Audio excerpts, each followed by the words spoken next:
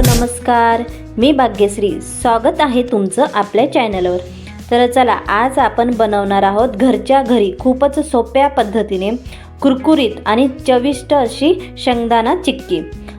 चिक्की ही पौष्टिक असते, मुलांना आणि मोठ्यांपासून सगळ्यांनाच आवडणारी असते. तर चला लगेच रेसिपीला आपण सुरुवात करू. त्याच्यासाठी मी आधी शेंगदाणे भाजून घेतलेले होते. तर आपल्याला शेंगदाणे लागणार आहेत. तर मी अर्धा किलो शेंगदाणे घेतलेले होते आणि अर्धा किलो गूळ. तर बघा, शेंगदाणे वगैरे माझे भाजलेलेच होते आधी. तर त्याच्यामुळे मी गॅसवर कढई ठेवून त्याच्यात 2 चमचे तूप घातले. तूप घातल्यावर लगेच त्याच्यात गूळ वितळण्यासाठी ठेवला. तर गुळाचा आपल्याला पाक करायचा आहे. तर हा गूळ साधाच घेतलेला आहे मी, तर चिक्कीचा वापरलेला नाही.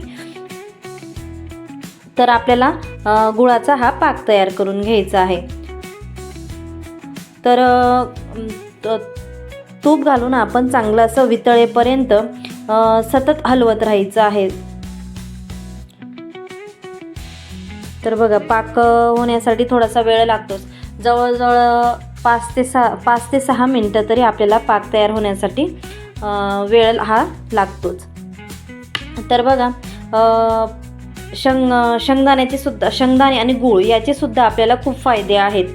कारण की शेंगदाणा आणि गूळ असं आपण एकत्रित लगेच खात नाही. तर मुलांना बघा, चिक्की किंवा शेंगदाण्याचे लाडू या प्रकारचे पदार्थ दिले तर मुलं असे पटकन खातात.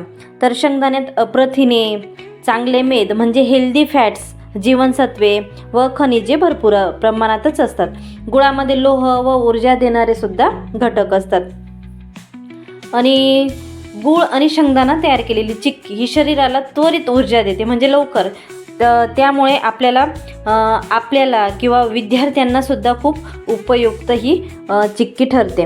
तर सकाळी सकाळी आपण एक चिक्कीचा तुकडा जरी दिला तरी त्याच्याने भरपूर अशी आपल्याला ऊर्जा मिळते. तर गुळामुळे आपल्याला रक्तवाढीसुद्धा मदत होते. तर गुळात हे लोहामुळे आपल्याला रक्तात हिमोग्लोबिन वाढण्यास मदत होते. त्यामुळे अशक्तपणासुद्धा आपल्याला कमी होतो. कधी कधी आपल्या शरीरातील जर रक्त कमी झालं तर आपल्याला गूळ शेंगदाणे खाण्याचा सल्ला दिला जातो. तर त्याच्यामुळे गुळाची चिक्की ही आपल्याला खूप फायदेशीर ठरते. त्याच्यामुळे आपले हाडेसुद्धा मजबूत होतात. कारण की त्याच्यात शेंगदाण्यामध्ये कॅल्शियम, मॅग्नेशियम व प्रथिने असल्यामुळे हाडे व स्नायू मजबूत ठेवण्यासाठी आपल्याला मदत होते. तर बघा, आपल्याला आता पाक तयार झालेला हे बघण्यासाठी आपल्याला एका डिशमध्ये पाणी घ्यायचं आहे आणि त्या पाण्यात आपल्याला पाक टाकायचा आहे. तर बघा, असं वरून डिशमध्ये खाली टाकायचा गोळी करून. तर बघा, एकदम असं तडकन आवाज आला पाहिजे.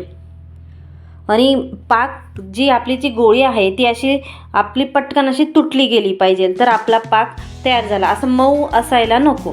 मऊ जर राहिली तर आपला पाक असा सैलसर होईल, चिक्की आपली कडक होणार नाही आणि चिक्की चिवट होऊन जाईल. त्याच्यामुळे आपल्याला पाक हा एकदम असा परफेक्ट तयार पाहिजे. जर ती गोळी आपली तुटली, अशी आपल्या दोघं हातात धरून आपली ती गोळी जर तुटली तर समजायचा पाक हा आपल्याला एकदम परफेक्ट तयार झालेला आहे.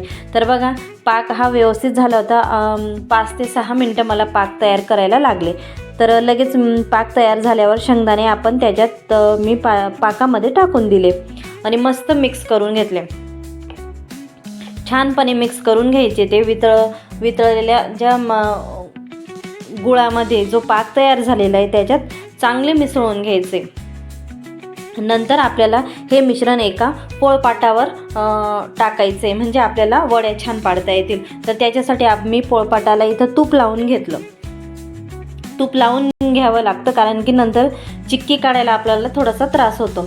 आणि शक्यतो जे लाकडाची वस्तू आहे ना त्याच्यावरच चिक्की टाका. ताटावर शक्यतो निघत नाही. तर लाकडाच्या वस्तूवर छान निघते. तर माझ्याकडे हे लाकडी पोळपाट आहे, तर मी त्याच्यावरच ती चिक्की टाकली. ते सगळे मिश्रण आपल्याला छान लाटण्याने असं व्यवस्थित लाटून घ्यायचं आहे. बघा, आपल्याला जशी बारीक पाहिजे तशी आपण करू शकतो. शक्यतो थोडीशी बारीकच ठेवा, म्हणजे कसं छान कुरकुरीत आणि खमंग अशी तयार होते ती. तर बघा, या पद्धतीने असं छान मस्त लाटून घ्यायचं आपल्याला. पूर्ण पद्धतीने लाटून घ्यायचं छान. आणि तुपामुळे थोडीशी चमक येते चिक्कीला आपली. आणि ही चिक्की अजिबात हाताला वगैरे काही चिटकत नाही, एकदम छान पद्धतीने तयार होते. आणि थोडंसं थंड झाल्यावर थोडं हलकं म्हणजे शक्यतो लगेच सुरीने आपल्याला पाहिजे तसे कट मारून घ्यायचे. नंतर ते कट मारता येत नाही जास्त गार झाल्यावर आपल्याला, नंतर गार झाल्यावरच चिक्की काढायची. तर बघा या पद्धतीने छान चिक्की तयार झालेली आहे. तुम्हीसुद्धा या पद्धतीने करून बघा, मुलांना नक्कीच आवडेल. जर तुम्हाला हा व्हिडिओ आवडला असेल तर लाईक करा, शेअर करा आणि सबस्क्राईबसुद्धा करायला विसरू नका. तर बघा या पद्धतीने माझ्याकडे छोटी अशी उलथणी आहे, तर त्याच्यानेच मी कट मारून घेतले, कारण की सुरीने कट मारले जात नव्हते, कारण की माझ्याकडे लहान सुरी आहे त्याच्याने कट मारले जात नव्हते.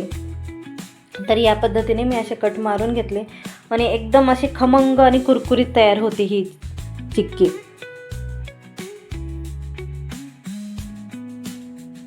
आणि गार झाल्यावर मस्त काढून घ्यायची. बघा या पद्धतीने असे कट मारून घ्यायचे.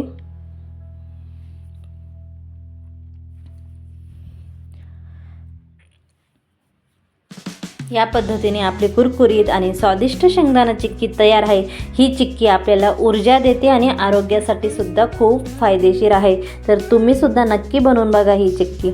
तर चला, तुम्हाला हा व्हिडिओ आवडला असेलच, मी खात्रीने सांगते की नक्की तुम्ही ही चिक्की नक्की करून बघा आणि खमंग आणि कुरकुरीत अशा पद्धतीने होते. तर चला भेटूया अशाच एका नवीन व्हिडिओमध्ये. तोपर्यंत तुमची काळजी घ्या आणि हो, हिवाळ्यात असे पदार्थ नक्कीच खात राहा. तर ठीक आहे, चला भेटूया पुढच्या व्हिडिओमध्ये. तोपर्यंत टाटा, बाय बाय.